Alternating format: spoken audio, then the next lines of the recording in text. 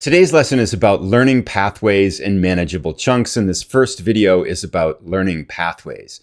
Now, learning pathway is a very simple yet critical concept to good teaching. And let's start by talking about what it is. So a learning pathway is basically the simple concept that when you're learning something, there's an optimal pathway to learn it through.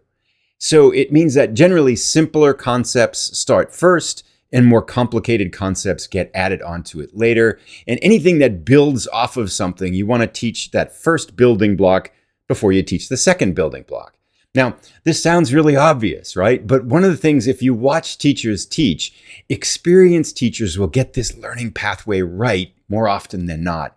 And inexperienced teachers will often mess it up.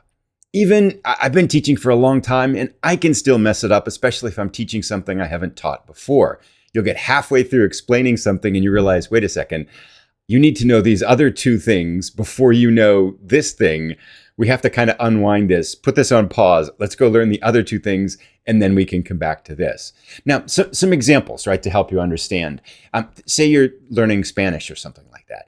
In Spanish or any language, you're going to learn simpler concepts like greetings and very short patterns, like this is a pen, or, today is Wednesday or something like that, that use one very simple tense, like the present tense.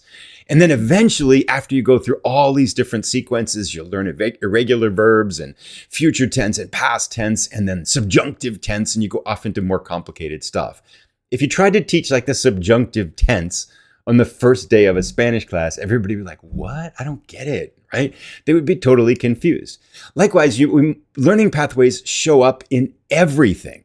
So if you're teaching someone how to drive a car, you generally you don't teach them how to turn the car and steer before you teach them how to start the car. And you don't teach them how to put on their seatbelt after they've learned how to drive. You teach it at the beginning, right? Because there's this startup sequence of things that you do before you start the engine and start driving the car forward. So everything has a learning pathway. And if you think about it too, even like simple things like parents working with their children. So if you have a very, very young child, you don't teach them to put their pants on before you teach them to put their underwear on. That's a learning pathway, right? It's totally obvious. But if you screw it up, the kid's going to have a rough day at school, right? So everything has a learning pathway. And to kind of further define this a little bit too, in some things, the learning pathway is really obvious and easy to see. And it's really kind of set. Like math tends to have a pretty straight learning pathway. Language, especially in the beginning, the first year, tends to have a very straight learning pathway where, we should learn this and then this and then this. Sometimes, depending on the subject too, it doesn't really matter too much at certain places. Like history generally goes from old things to newer things because newer history builds on older history.